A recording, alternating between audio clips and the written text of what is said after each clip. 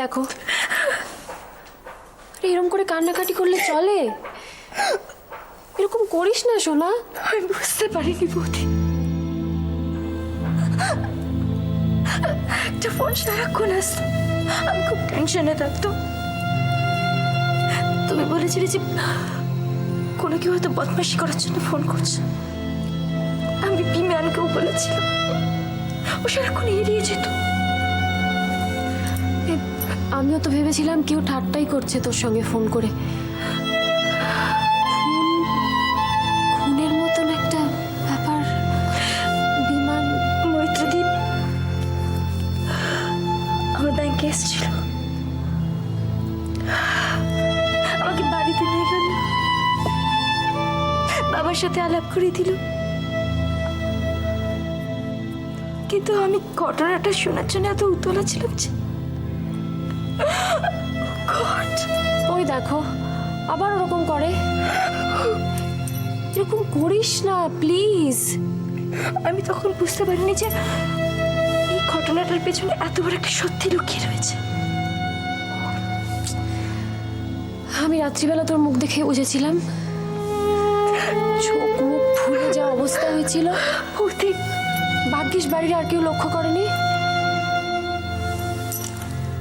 বৌদি, আমি ভাবতে পারছি না যে আমি যাকে ভালোবাসি সে একজন খুনি।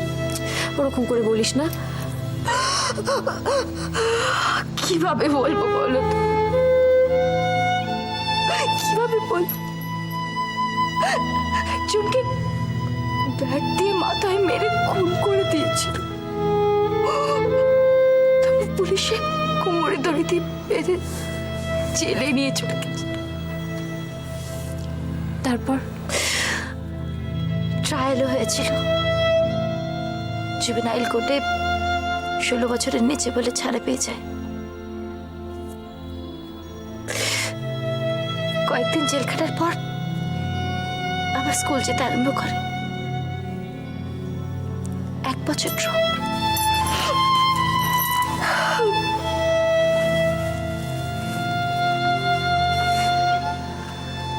দেখ শোনা, এরকম একটা ঘটনা চোখের সামনে ঘটলে, মানে নিজের দিদিকে চোখের সামনে অত্যাচারিত হতে দেখলে যে কেউ এরকম একটা কাজ করে ফেলতে পারে। তাই খুন। বৌদি, আমি জানি যে লোকটা জঘন্য অপরাধ করেছিল, কিন্তু তাই বলে অপরাধের শাস্তি এভাবে? বিমান কি অপরাধী নয় বৌদি? তুই বুঝতে পারছিস না, বিমান তো লোকটাকে মেরে ফেলার জন্য মারেনি। সেই মুহূর্তে নিজের দিদিকে বাঁচানোর জন্য আঘাতটা করেছিল। লোকটা মারা গেছে, সেটা অ্যাক্সিডেন্ট। আমি সবকিছু বুঝতে পারছি, তুমি যা যা কথা বলছো সবকিছু বুঝতে পারছি। আমি প্রত্যেকটা কথা কালকে রাত্রিবেলা চিন্তা করেছি, নিজেকে নিজে বলেছি। আমার লজিক বলছে ওকে, নো প্রবলেম, কিন্তু আমার মন তো এটা মেনে নিতে পারছে না। যখনই চোখটা বন্ধ করছি তখনই সামনে দেখতে পাচ্ছি যে বিমান একজনকে খুন করছে, লোকটা মরে যাচ্ছে। যার হাত ধরে আমি সারা জীবন চলবো ঠিক করেছিলাম, সেই হাত ভুলে যা, কথা ভুলে যা সোনা। তুমি কি অদ্ভুত কথা বলে বৌদি। আজকে দাদা ঠিকঠাক অফিসে যাচ্ছে। যেদিনকে তোমাকে দাদা 70,000 টাকার কথা বলেছিল, সেদিনের কথা তুমি ভুলে গেছো। যেদিন দিয়ার অন্নপ্রাশন ছিল, সেদিন যে ঝামেলা হয়েছিল, সেদিনের কথা তোমার মনে পড়ে না? মনে রেখে কি লাভ বলতো? জানি না, দাদার যদি এরকম অতীত থাকতো তাহলে তুমি দাদাকে বিয়ে করতে পারতে? বাড়ি থেকে বলে দিলে হয়তো পারতাম। আমি পারবো না বৌদি। আমার স্বামী একজন খুনি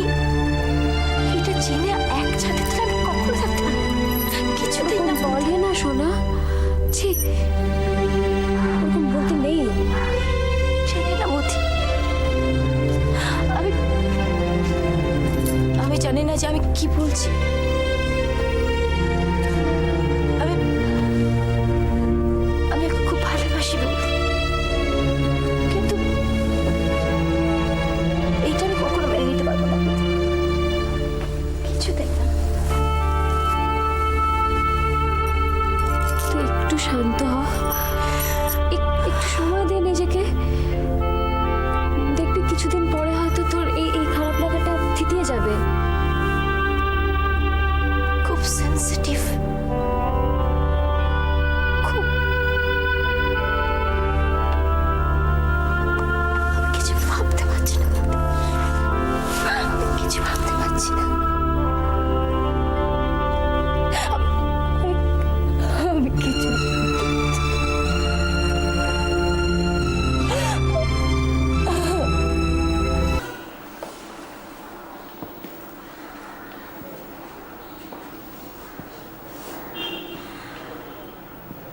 নাজমা, সাকিনা, কখন অজান্তে যে মনের মধ্যে এতটা জমি করে নিয়েছিল বুঝতেও পারি নাই।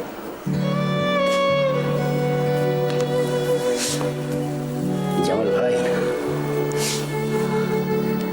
নাজমা, সাকিনা এরা এত সহজ সরল যে এমনিতেই এদের ভালোবাসতে ইচ্ছে করে। ওই সাকিনাটার জন্য বড় চিন্তা হয়, কি করতেছে, কি খাইতেছে। না না, এত সব ভেবো না তো। নাজমা তার ভাইয়ের বাড়িতে গেছে, তারা দুজনে ভালোই আছে।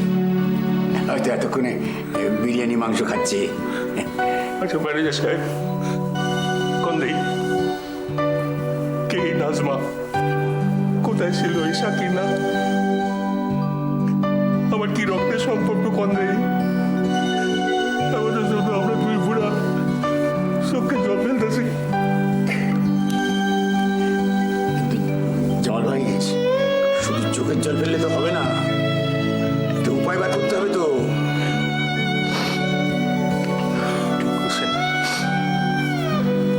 ঠিক কইছেন আপনি। ওই advice of a lawyer is a must. তা আমার ওই বন্ধু আছে এক, সুপ্রতিম রয়, ওনারে কই? সুপ্রতিম বাবা, সে তো সাংঘাতিক ব্যাপার, সে তো বিরাট বড় উকিল। হ্যাঁ, শুনেছি তিনি নাকি নিজে কেস লড়েন না, জুনিয়রকে দিয়ে কেস করান। না না, তুমি এমন একজনকে বাছো যে মন প্রাণ দিয়ে নিজে কেসটা করবে। কিন্তু উকিলকে বলা হবে কি? ওই হরনাথ হালদার নাজমার উপরে যে অত্যাচার করেছে, তারপরে সাকিনা, এই সব কিছুই তো বলতে হবে।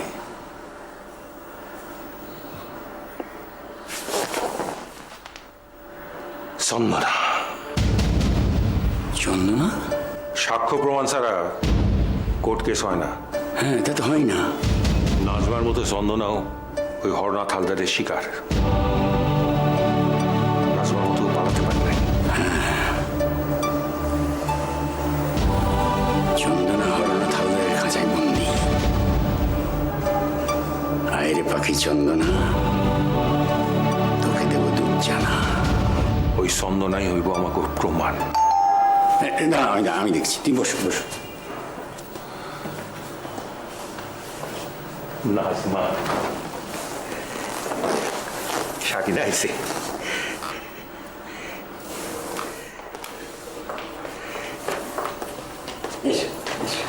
না জানিয়ে চলে এলাম।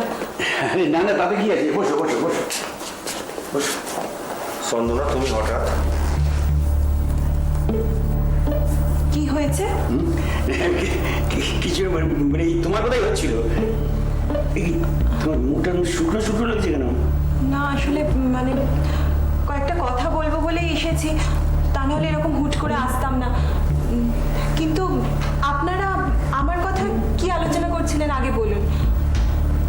ওই দিন দিন হইল সাকিনা আর নাজমার কোনো খবর নাই। খবর নেই মানে? নেই মানে ও চিঠি লিখে ভাইয়ের বাড়িতে চলে গেছে, ও আর ওর মেয়ে। মানে চিঠিতে তাই লেখা আছে।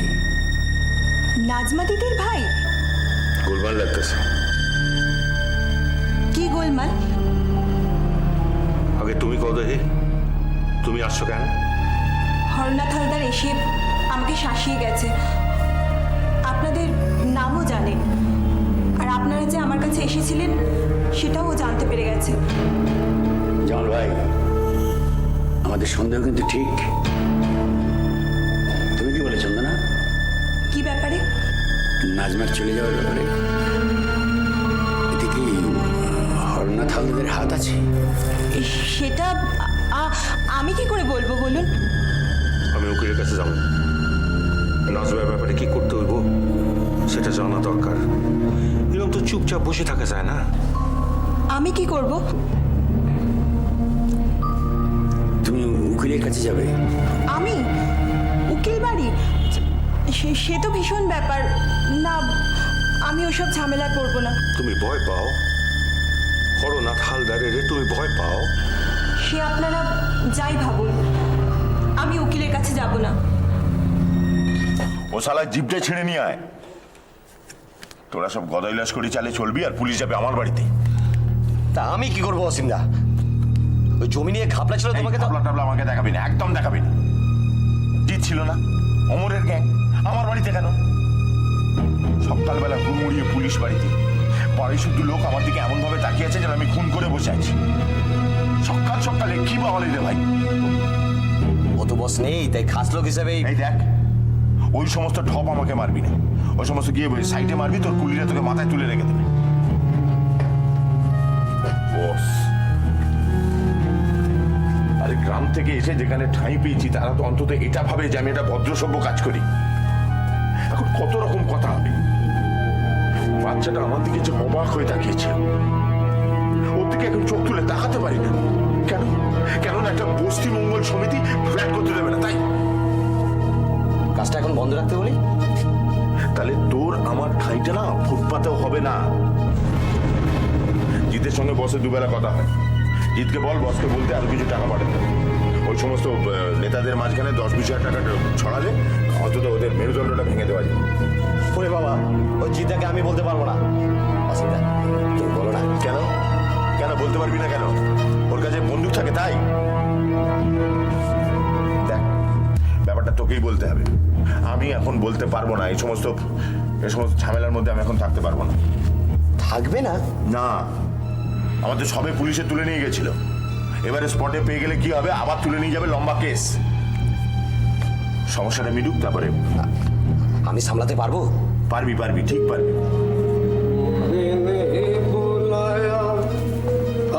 চলে আয়ে তোমার সঙ্গে কথা ছিল, আসবো? সাকিনাটা যে কি করছে, খাচ্ছে কি খাচ্ছে না, তুমি কি যাবে? যাও। আপনারা আমাকে ভুল ভাববেন না। আমি আসলে খুব সাধারণ মেয়ে। উকিল পুলিশ ওসবে আমি খুব ভয় পাই। না না, ঠিক আছে, তোমাকে আমরা ধরে রাখছি না, তুমি যাও। জানেন ম্যানেজার সাহেব, আমার খালি মনে হয় যে আর কত মায়া এরকম অন্যায় অত্যাচারের শিকার হইব। মায়াগো সাহায্যের জন্য তো মায়াদেরই আসা উচিত। আর কত মায়া এরকম নাজমা সাকিনার মতো হারায় যাবে কে জানে।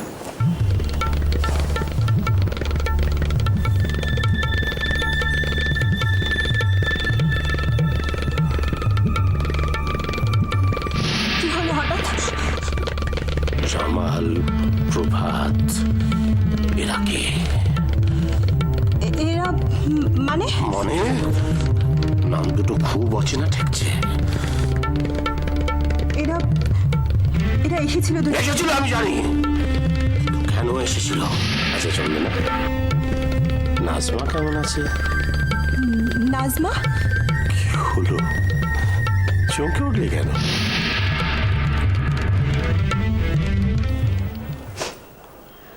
আমার মাথার উপর বাবা নেই, মা নেই, ভালোবাসার কেউ নেই, সন্তান নেই। আমি হারিয়ে গেলে কেউ কাঁদবেও না, তবু হারিয়ে যেতে ভয় করে, ভীষণ ভয় করে। মা, তোমার বোধহয় দেরি হয়ে যাচ্ছে, তুমি এসো। আচ্ছা, নাজমা দিদি নিজে কেন চিঠি লিখলো না? নাজমা তো লেখাপড়া জানতো না, নামটা সই করতে কোন রকমে শিখছিল। এত কথা লেখার ক্ষমতা তো নাজমা ছিল না।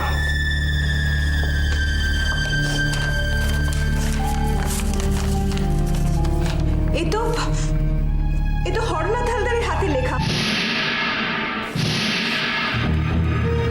কি কইতেছ? তুমি ঠিক বলছো? হ্যাঁ, আমি হরনাথের হাতে লেখা চিনবো না? কতবার নোট পাঠিয়েছে, আমি চিনি এ লেখা। তার মানে নাজমা সাকিনা এখন হরনাথের কবজায়। হরনাথ নিশ্চয়ই ওদেরকে সরিয়ে দিয়েছে। সব পারে হরনাথ, ও নিজেকে বাঁচাতেও সব কিছু করতে পারে।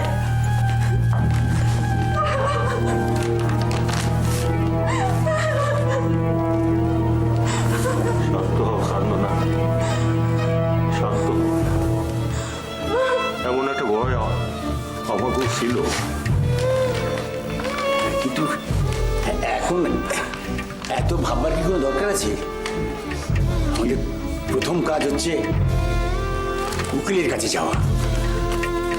জানেন জামা সাহেব, আপনি এত বিচলিত হবেন না, তাহলে কাজ করবো কি করে? না, বিচলিত হবে না। আমার ইচ্ছে করে যে ওই খোলা সড়কে ওই বস্তাটা এনে গুলি করে মারি। তাহলে হরনাথ হালদারের সঙ্গে আপনার তফাৎটা কোথায়? জানেন ম্যারেজ স্যার, ওই সাকিনারে সকলটারে কতদিন ঘুম পাড়াইছি। ওকে, হায় আল্লাহ। Steady steady. ভগবান কত রকম মানুষ তৈরি করেছেন না? একদিকে ওই হরনাথ একের পর এক মানুষের জীবন নিয়ে চলেছে, আর অন্যদিকে আপনারা, কে নাজমা দিদি, কে তার মেয়ে সাকিনা, যাদের সাথে কোনো সম্পর্কই নেই রক্তের, তাদের জন্য কেঁদে ভাসাচ্ছে। আর এদিকে দেখো, ছোট্ট চন্দনা হরনাথের খাঁচা ভেঙে আমাদের দুই বুড়োকে বলতে এসেছে সে ভয় পেয়েছে। তারপরে নাজমার কথা শুনে পাটা থমকে গেল। এটাও কি কম ভালো? আমি উকিল বাড়ি যাব। আমরা কিন্তু তোমারে জোর করি নাই। আমরা তিনটে মানুষ তিন ধরনের, কিন্তু লক্ষ্য আমাদের এক, ওই হরনাথ হালদার।